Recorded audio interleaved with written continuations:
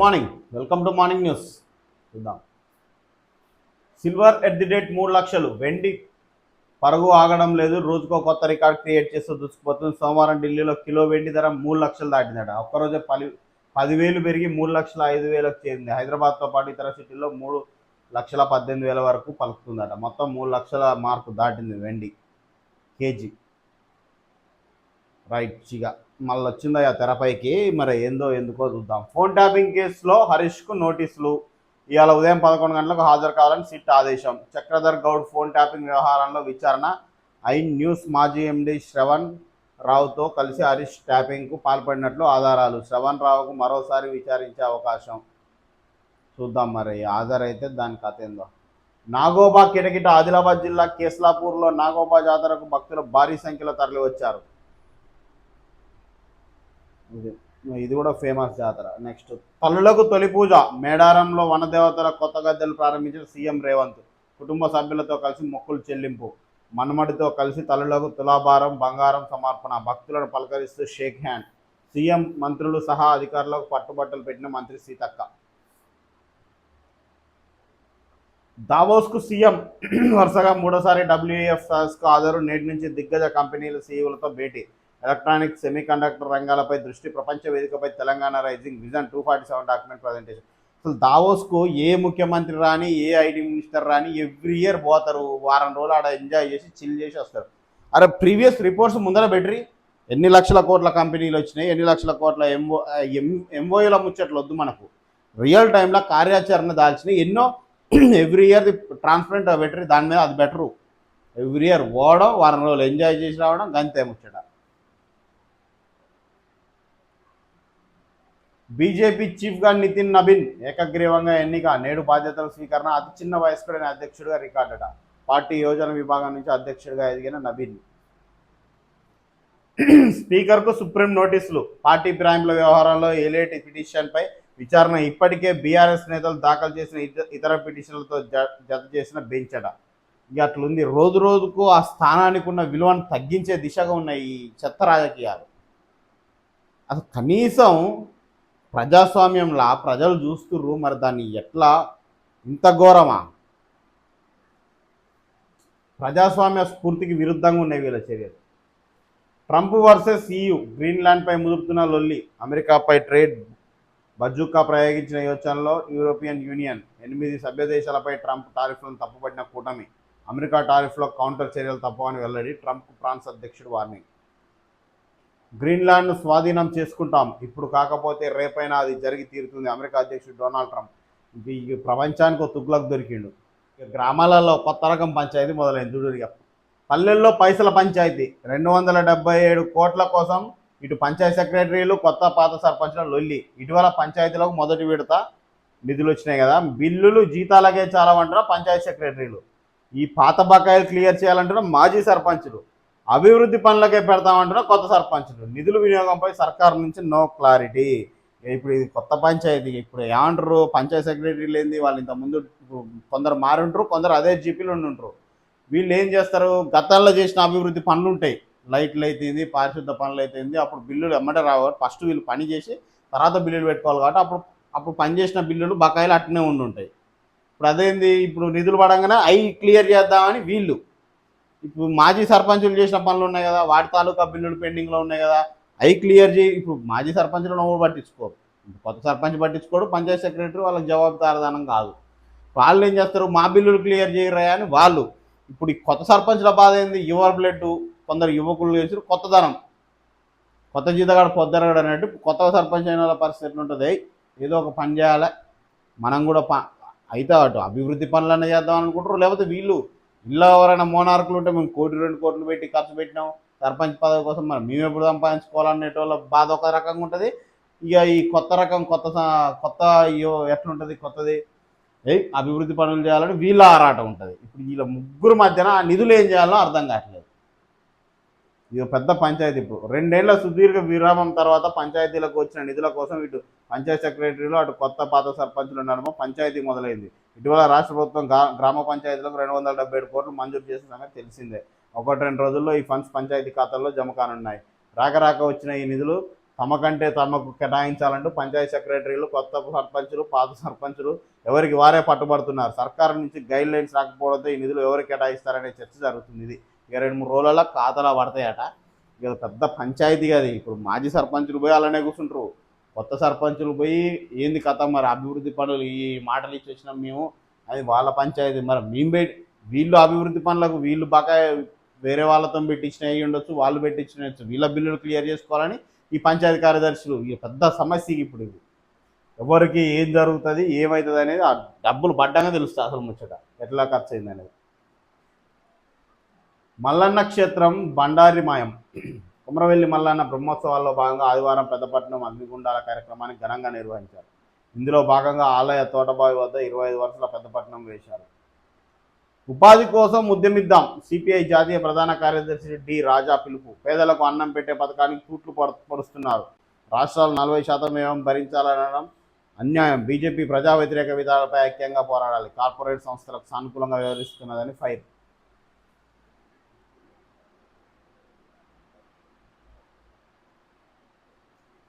ఇప్పుడు ఇక్కడ సినీ నటి రేణు దేశాయ్ గారు ఏమంటారు, మూగ జీవాలను చంపితే కర్మ అనుభవిస్తారు.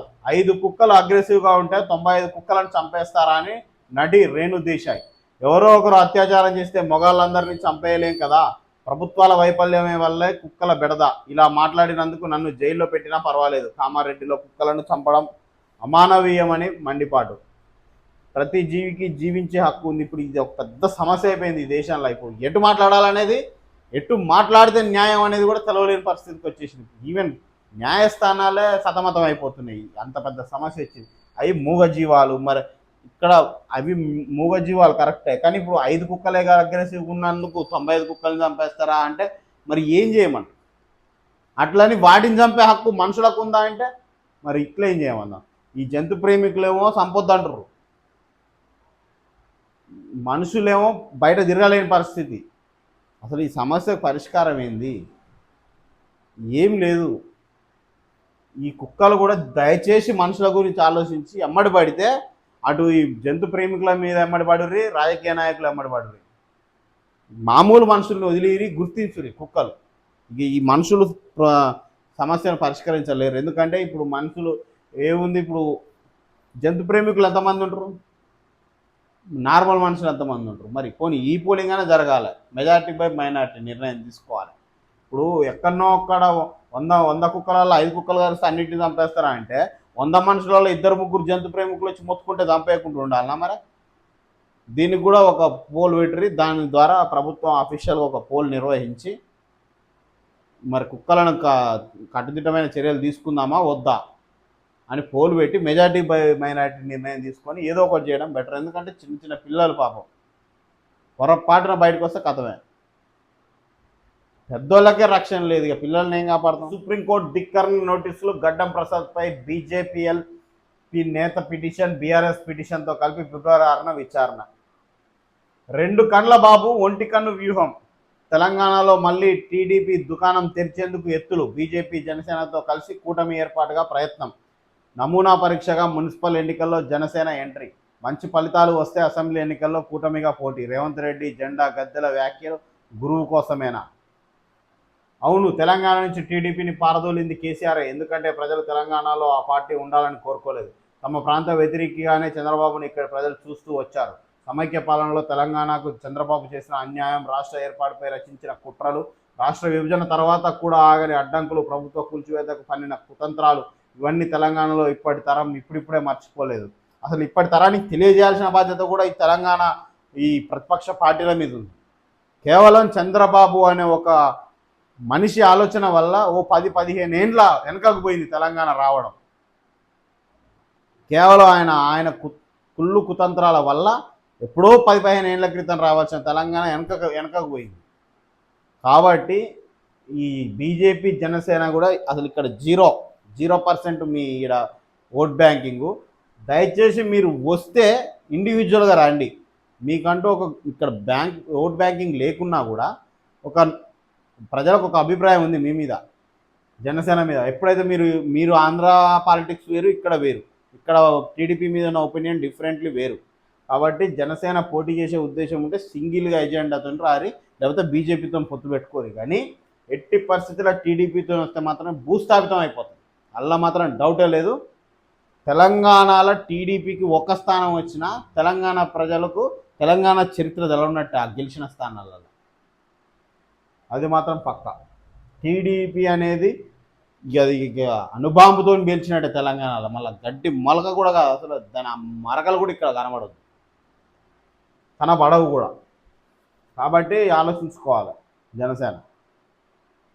సీఎంపై కేసు పెట్టాల్సిందే, అడిషనల్ డీజీపీ బీఆర్ఎస్ నేతల ఫిర్యాదు. దిమ్మెల జోలికి వస్తే పుర్రెలు పగులుతాయి, బీఆర్ఎస్ మాజీ ఎమ్మెల్యే దాస్యం హెచ్చరిక. రేవంత్ వ్యాఖ్యలపై వరంగల్ సిపికి ఫిర్యాదట. ఇక గురుదక్షిణగా ఏమన్నా ఇవ్వాలనుకుంటే ఇంట్లో ఆస్తితో సొంతంగా సంపాదించిన భూమి ఏమని ఉంటే ఈ, కానీ తెలంగాణ రాష్ట్రాన్ని తాకట్టు పెట్టకూడదు గురువుల కాడ గురుదక్షిణల కింద. సైట్ విజిట్ సీఎం ఫిట్టింగ్, అంటుకున్న బొగ్గు కానీ ముఖ్యమంత్రి చేతికి మసి. దీంతో తొలి లబ్ధిదారు రేవంత్ బామ్మర్దే. నైనితో పాటు సింగరేణి టెండర్లన్నీ రద్దు చేయాలి, చీకటి ఒప్పందం లేకుంటే కిషన్ రెడ్డి స్పందించాలి, సిబిఐ దర్యాప్తు జరిపించాలి, హరీష్ రావు డిమాండ్ అట. ఇది పెద్ద న్యూస్, కానీ చాలా చిన్నగా అవపడుతుంది రాష్ట్రంలో. అసలు ఎవ్వరి ఛానళ్ళు వాళ్ళకే ఉన్నాయి, ఎవ్వరి ఛానళ్ళల్లో ఎవ్వరికి నచ్చినట్టు వాళ్ళు టెలికాస్ట్ చేయించుకుంటారు. ఇక నెక్స్ట్ జనరేషన్ అంతా డిజిటల్ మీడియాదే. ఇక శాటిలైట్ ఛానళ్ళు అన్నీ అమ్ముడు పోయినాయని నిరూపణ అయింది. ఒక్కొక్క పార్టీకి ఒక్కొక్క ఛానల్ అమ్ముడు పోయింది, వాళ్ళకి నచ్చిన న్యూస్ వస్తుంది. ప్రస్తుతం అసలు వాస్తవానికి శాటిలైట్ ఛానల్ చూసే వ్యూవర్స్ కూడా తగ్గిపోయారు. ఇప్పుడు డిజిటల్ మీడియానే ఎక్కువ మంది చూస్తారు. డిజిటల్ మీడియాలోనే, సోషల్ మీడియాలోనే వాస్తవమైన న్యూస్ కూడా వస్తుంది ప్రస్తుతానికి. ఈ శాటిలైట్ ఛానల్ అన్నీ ఆల్మోస్ట్ అమ్ముడు పోయినాయి ఒక్కొక్క పార్టీకి. ఇంతకుముందు అవన్నీ లోపాయికార ఒప్పందాలు ఉంటుండే, కానీ ఇప్పుడు బహిరంగంగానే ఈ పార్టీకి అని తెలిసిపోయేటట్టు వార్తలు వస్తున్నాయి. హరీష్ రావుకు సిట్ నోటీస్, ఇది మరో డైవర్షన్ డ్రామా. ఫోన్ ట్యాపింగ్ కేసులో జారీ, నేడు విచారణకు రావాలని ఆదేశం. గనుల స్కామ్ నుంచి దృష్టి మరలించేందుకు సర్కార్ ఆపసొప్పాలి. ఇప్పుడు ఇక్కడ ఏంది, ఇది ఉంది ఆ నైని సింగరేణి టెండర్లు, ఇది ఒక కుంభకోణం గోల్మాల్ నడుస్తుంది కదా, డైవర్షన్ పాలిటిక్స్ చేస్తారని వీళ్ళు అంటారు. కేసులు ఎన్ని పెట్టినా రేవంత్ను వదలం, బొగ్గు కుంభకోణం నుంచి దృష్టి మళ్లించేందుకు సీఎం డ్రామాలు. బామ్మార్ది సుజన్ రెడ్డి స్కామ్ బయటపడడంతో వణుకు, హరీష్పై కావాలనే కక్ష సాధింపు. BRS working president KTR. మీరు మొదటి నుంచి చూసుకున్నా కూడా ఏదో ఒకటి ప్రజలను డైవర్షన్ చేయడానికే ధరణి వస్తుంది, ప్రజలను డైవర్షన్ చేయడానికే ఫోన్ ట్యాపింగ్ వస్తుంది, ప్రజలను డైవర్షన్ చేయడానికే ఏదో ఒకటి గొర్రెల స్కామ్ వస్తుంది. ఏందన్నట్టుది మీరు దాని మీద రెండేళ్ళు మీరు ఒక్క అవినీతి ఆరోపణను నిరూపించలేకపోయారు. ఏమన్నా మీ మీద 100 వచ్చినాయి, వాళ్ళు చేసిన అవినీతిని బయట తీసినట్ట పెట్టు, మీ అవినీతే 100 బయటపడ్డాయి ఆరోపణలు. ఇట్టుంది మీ చక్కదానం. అరే గత పాలకులు చేసిన అవినీతి బయట పెట్టుర్రా బాబు అంటే మీ అవినీతి రోజుకు ఒక ఆరోపణ రూపంలో బయటకు వస్తుంది.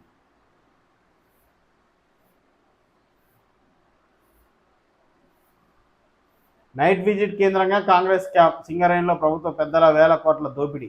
టీబీజీకేఎస్ రాష్ట్ర అధ్యక్షుడు మిర్యాల రాజిరెడ్డి. వాటాల కీచులాట. నైని బ్లాక్లో ఏటా వచ్చే 1600 కోట్లపై పెద్దల కన్ను. సన్నిహితుడికి కట్టబెట్టేందుకు ముఖ్య నేత ఎత్తులు.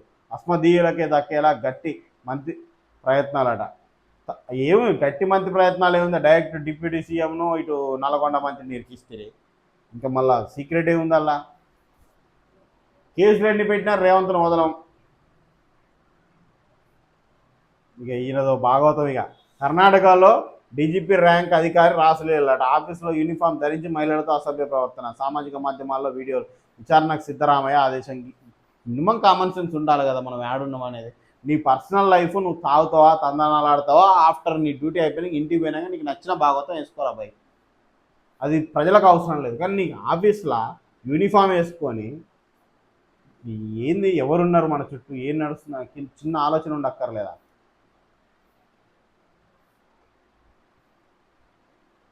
మంత్రులకు నిరసన సెగ. చెన్నూరులో వివేక్ను నిలదీసిన ఏటీసీ భూ నిర్వాసితులు. గ్యారంటీ లేవి, ఇందిరా మిన్లు ఎక్కడ? మంత్రి వాకిటి శ్రీహరిని గౌరవ్ చేసిన మహిళలు. దావఖానా తరలింపుపై ఎమ్మెల్యే నాగరాజు అడ్డగింత. వర్ధన్నపేటలో ఉంచాలని ఆందోళన. గెలిచినాక 2 ఏళ్లకే మేము గుర్తొచ్చినావా? ఎమ్మెల్యే మురళి నాయక్ ఏటి గట్టంతా ఘటతండ ప్రశ్నట. మెగా క్లస్టర్ మంజూరుకి ఎన్నేళ్లు? తెలంగాణ నేతన్నపై ఎందుకంత కక్ష? సిరిసిల్లపై ఏమిటి వివక్ష? కేంద్ర మంత్రి గిరిజా సింగ్ కేటీఆర్ ఘాట్లు ఎక్కడ? పారిశ్రామిక వాడలపై పర్సంటేజ్ పంజా. పాషమైలారంలో 27 కోట్ల వసూలు చేసిన కాంగ్రెస్ నేత. వర్గల్ ఇండస్ట్రియల్ ఎస్టేట్లో మరో లీడర్ కలెక్షన్. చౌటప్పల్ ఫ్యాక్టరీలో ఓనర్లకు ఎమ్మెల్యే బెదిరింపులు. ఈ ఎంత దందాలు నడిచేటి అవి అన్ని. అది ఏ ప్రభుత్వ పార్టీ వస్తే ఆ ప్రభుత్వం అధికారాలు ఆ ప్రభుత్వంలో ఉన్న మంత్రులు ఎమ్మెల్యేలు వాళ్ళ పనిచేసే తొత్తులు ఈ దందాలు నడిపించేటి అన్నాయి. మాజీ ఎంపీ సంతోష్ రావుపై ఈడీకి ఫిర్యాదు. ఆయన భూ కుంభకోణాలు అక్రమాలపై విచారణ జరపండి. నకిలీ ధృవీకరణ పత్రాలు సృష్టించి ఆస్తులు ట్రాన్స్ఫర్. కాంగ్రెస్ నేత రమ్యారావు కంప్లైంట్. కీలక డాక్యుమెంట్లు ఈడీ కార్యాలయానికి. బంగారం వెండి జోరు. ఈ ఒక్కొక్కరిని ఈ బెదిరింపు చర్యలు ఏందో మరి. వీళ్ళు దొబ్బిన అవినీతి సొమ్ముల వీళ్ళు బ్లాక్మెయిల్ చేసి వసూలు చేసుకుంటారు. రోజు తెలవదు. 2 ఏళ్ళు దాటుతుంది ప్రభుత్వం. 2 ఏళ్ళు దాటింది ప్రభుత్వం ఏర్పడి. ఈ ఫిర్యాదులు చేసుడు ఏంది ఇది చిల్లర వ్యవహారం. అరే వాళ్ళు ఏ అవినీతి చేసిరు? ఎంతసేపు దర్యాప్తు చేయాలా? మీ కాడ నిజాయితీ ఉంటే ఫస్ట్. ఇదంతా రోజు బెదిరింపు చర్యలు ఇవన్నీ. వాళ్ళ కాడ కమిషన్లకు దేనికో కక్కుర్తి పడి బెదిరింపు చర్యలు తప్ప వాళ్ళ మీద చర్యలు తీసుకున్నట్టు అవపడట్లేదు. హరీష్ రావుకు నోటీసు, సంతోష్ రావుకు ఆయన పైన ఫిర్యాదులు. ఏంది చిల్లర వ్యవహారాలు, చిన్న పొరగాళ్ళ వ్యవహారాలు ఇవన్నీ. చిల్లర ముచ్చట్లు ఇదంతా. అసలు కనీసం మనం ప్రభుత్వంలో మనం ఉన్నాం, మరి వీళ్ళ అవినీతి ఏంది బయటికి తీద్దాం, విచారణ ఖచ్చితంగా చేయిద్దాం, వీళ్ళపైన చర్యలు తీసుకుందాం, ఈ ఆలోచనలు లేవు. ఎంతసేపు చిల్లర పంచాయతీలు. మనకు కావాల్సిన పేపర్లలో రాపియడం, ఇంత బ్లాక్మెయిల్ చేసి వసూలు చేసుకోవడం, అంత మించి ఈ 2 ఏళ్ళలో కనబడ్డది ఏం లేదు. 25 తర్వాతే మున్సిపల్ నోటిఫికేషన్. నేటి నుంచి కలెక్టర్లతో రాష్ట్ర ఎన్నికల కమిషనర్ రాణి కుముదిని సమీక్ష. ఎలక్షన్ ఏర్పాట్లు సన్నద్ధపై వివరాల సేకరణ. ఎస్సీసీకి మేయర్, చైర్మన్ల రిజర్వేషన్ల కాపీ. పూర్తి స్థాయిలో అందని వార్డుల రిజర్వేషన్ల వివరాలు. ప్రభుత్వం గ్రీన్ సిగ్నల్ ఇవ్వగానే నోటిఫికేషన్. ఏం సుప్రీంకోర్టు కొట్టేసిన కేసుతో మళ్ళీ డ్రామా ఏముంది? కొన్ని రోజులు అట్లా తెరపైకి తీసుకొచ్చి పబ్బం గడపాలి. స్పీకర్కు కోర్టు ధిక్కరణ నోటీసులు జారీ చేసిన సుప్రీంకోర్టు. కవితకు పీకే సాయం. కొత్త పార్టీ కోసం పొలిటికల్ స్ట్రాటజిస్ట్ వ్యూహాలు. ఇటీవల ఇరువురి భేటీ. పలు అంశాలపై చర్చ. బీహార్ చిత్తుగా ఓడిన ప్రశాంత్ కిషోర్ పార్టీ. జాగృతిని రాష్ట్రంలో నిలబెట్టగలరా? ఏం లేదు, ఏదో ఒక చర్చ ఉండాలని పెట్టడం, అంత మించి ఏం లేదు.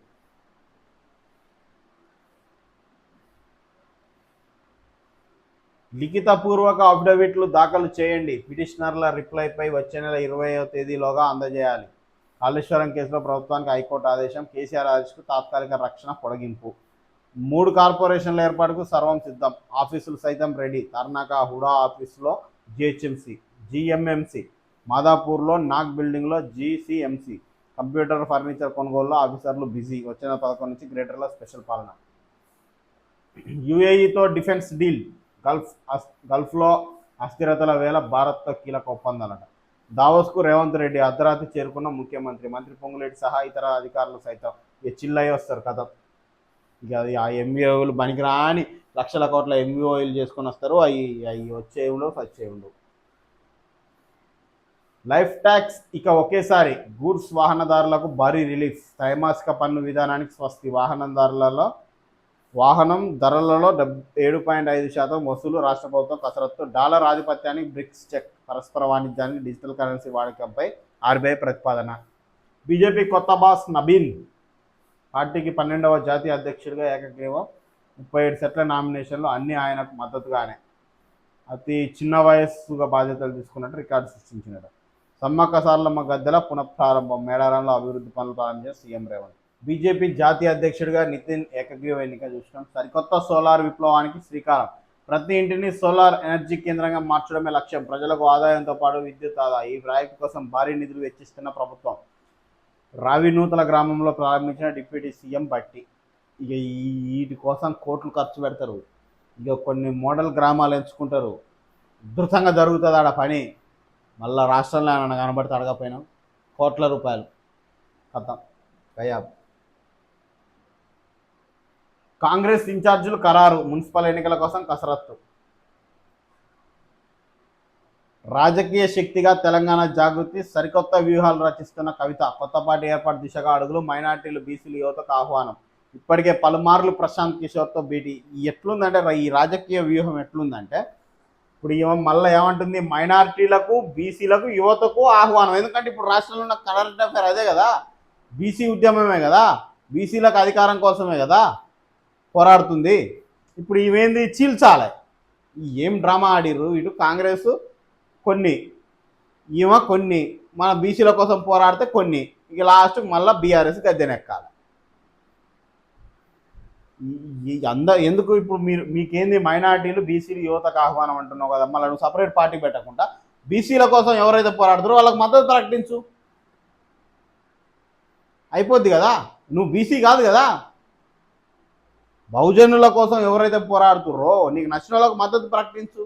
మళ్ళీ నువ్వు కొత్త దుకాణం తెరిచి మళ్ళీ ఉన్న 100 ఓట్లల్లో నువ్వు 20 ఓట్లు వేసుకపోయి ఆయన 20 ఓట్లు ఈయన 20 ఓట్లు మళ్ళీ అగ్రవర్ణ పార్టీలే ముందుకు పోవాలి. ఇలాంటి రాజకీయాలు చేస్తున్నప్పుడే అర్థమైపోతుంది ఎవరు వదులుతున్న బాణాలు, ఏ అగ్రవర్ణ పార్టీలు వదులుతున్న బాణాలు అనేవి.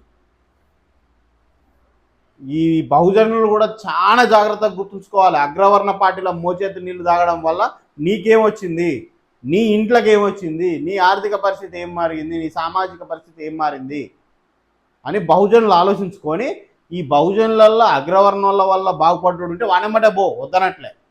కానీ నువ్వు సొంతంగా ఏమంటారు, నీ మనస్సాక్షిని అడుగు, నువ్వు సామాజికంగా, ఆర్థికంగా నువ్వు, నీ చుట్టూన్న వాళ్ళు ఏం మారిర్రు అని.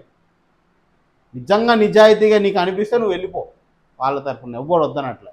కానీ గుడ్డెద్దు షేలా పడ్డట్టు వేరేటోనికి చేయగొట్టుకుంటా మాత్రం మన భజన చేయకు. బహుజనులు ఇది క్లారిటీగా ఆలోచించుకోవాలి. దుకాణాలన్నీ అగ్రవర్ణ పూలు తెరుస్తుర్రు, బహుజనులను పిలుస్తుర్రు. దేనికోసం ఆలోచించాలి, ఓట్లు జీల్చడం కోసమా, బాగు చేయడం కోసం అని.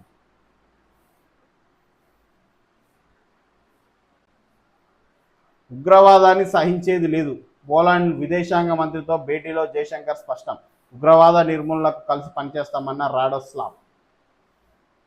కాంగ్రెస్ బీజేపీల మధ్య చీకటి ఒప్పందం తీవ్రంగా ఆరోపించిన మాజీ మంత్రి Harish Rao. Revanth Reddy outsourcing CM, 6 గ్యారంటీలు పక్కన పెట్టి వాటాల కోసం కొట్టుకుంటున్నారు. నైని బొగ్గు గనుల టెండర్లపై సిబిఐ విచారణ జరిపించాలి, అక్రమార్కులపై ఎందుకు చర్యలు తీసుకోరు, పోలీసు అధికారులను సూటిగా ప్రశ్నించిన హరీష్ రావు. సూటిగా ప్రశ్నిస్తే ఏమొస్తుంది రిజల్ట్? ఏం లేదు, మనం చదువుకోవడానికి మీరు వినటానికి, అంతమించి సూటిగా ప్రశ్నిస్తే రిజల్ట్ వచ్చేది ఉండదు, మన ఉండదు. ఏముంది, ఇప్పుడు కొండ సురేఖ గారి కుమార్తె ఏం చేసింది, సీఎం రేవంత్ రెడ్డి మీద ఆరోపణలు చేయలేదా? ఆ గన్నెడు బాయే, రోహిన్ రావేడ్ బాయే, ఆయన ఎవరో రెడ్డి బాయే, ఆ కేసు ఎడిపోయింది, ఆ గొడవలు ఎడిపోయినాయి, ఆరోపణలన్నీ గాలి మాటలేనా? అలా బాలని వాళ్ళు అనుకుంటే జనాలంతా పిచ్చోళ్ళు అయిపోయారు కదా. అప్పుడు ఏదో ఒక అంశాన్ని మభ్య పెట్టడం కోసం ఒక కొత్త గొడవ తెరపైకి తేవడం, ప్రజలను ఆగం చేయడం బాగా అలవాటు అయిపోయింది వీళ్ళకు. గుడి కూల్చివేత నిధి కోసమా? కూల్చివేతకు అనుమతులు ఉన్నాయా? కన్యాక పరమేశ్వరి దేవస్థానం అక్రమంగా కూల్చివేత, కాసుల కోసమే 3 ఇల్లీగల్ కమిటీలు చేసిన దుర్మార్గం ఇది. ఎండోమెంట్ పస్లీలో రిజిస్టర్ చేయబడ్డ దేవాలయం, అత్యంత పురాతన దేవాలయం, కన్నేసిన కొందరు దుర్మార్గులు, నిధి కోసం ఆరాటం, పురాతన దేవాలయం అనేది కారణం. దీనిని బూచిగా చూపి మహిమాన్విత ఆలయం ధ్వంసం, దేవాలయం కోసం పోరాడుతున్న నాగిన్ల శ్రీనివాస్. మతపరమైన ఉద్దేశాలు లేవు, హిందువులు, ఇతర మైనార్టీలపై దాడుల నేపథ్యంలో స్పందించిన బంగ్లాదేశ్ తాత్కాలిక ప్రభుత్వం. చాలా వరకు నేరపూరిత స్వభావం కలిగిన వారు చేసినవే. 645 ఘటనల్లో 71 మాత్రమే మతపరమైనవి, 50 ఘటనలపై పోలీసుల కేసు నమోదు చేసినట్లు వెల్లడట. మీరు రాష్ట్రానికి ముఖ్యమంత్రినా? ఏమిటి క్రిమినల్ కుట్ర? రౌడీ భాష. జెండానేమో కాంగ్రెస్ది, అజెండా మాత్రం టీడీపీది. సొంత పార్టీ సీనియర్లను అణిచివేస్తున్నారు. డొల్ల వాగ్దానాలు, ఆర్థిక అజ్ఞానం, ఇది మీ టాలెంట్. తెలంగాణ జాతిపిత కేసీఆర్ మీరు విమర్శించేది. సీఎం రేవంత్ను సూటిగా ప్రశ్నించిన ఎమ్మెల్సీ దాసోజు శ్రవణ్. సీఎం రేవంత్పై అడిషనల్ డీజీపీకి ఫిర్యాదు చేసిన దాసోజు.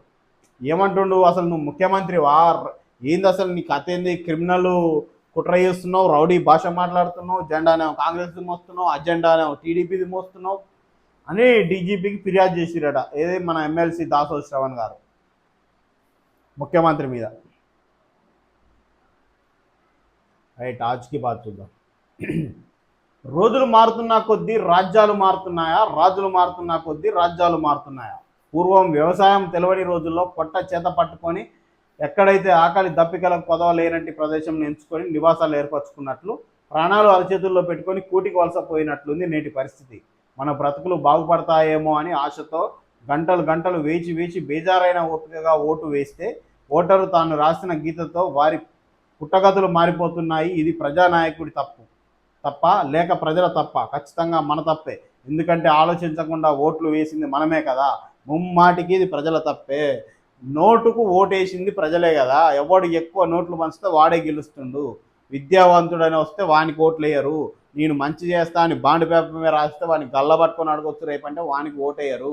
ఎవడు రూపాయి ఎక్కువ పంచుతాడో వాడే గెలుస్తుండే ఎక్కడనైనా. ఇంకా మళ్ళీ నువ్వేం ప్రశ్నిస్తావు? దొంగలు ప్రజలేనా? మళ్ళీ వీళ్ళు ప్రశ్నించడమా? మనం ప్రశ్నిద్దాం. డబ్బులు తీసుకోరా నాయన, ఎవ్వడు వంచినా తీసుకో, ఓటు మాత్రం నిజాయితీ పరుగేరా అంటే అప్పుడు ఈయన నిజాయితీ పరుడు అవుతాడు. నువ్వు డబ్బులు తీసుకున్నప్పుడే లంగవైనవు, మళ్ళీ నిజాయితీ ఎందుకే? ఆ చేసే లంగ పనిలో నిజాయితీ ఎందుకు అంటున్నా? డబ్బులు తీసుకున్నాం కదా, మనం లంగలమే, మనం అవినీతి పరులమే, మనకెందుకు నిజాయితీ? డబ్బులు తీసుకొని ఇచ్చినోనికి ఓటు వేయకుండా వేరేటోనికి వేద్దాం, నిజాయితీ పరునికి పని చేసేటోనికి వేద్దాం. గా తీరు ఆలోచించండి ప్రజలు కూడా. కానీ అది ఎన్నటికీ జరగదు ఆ పని.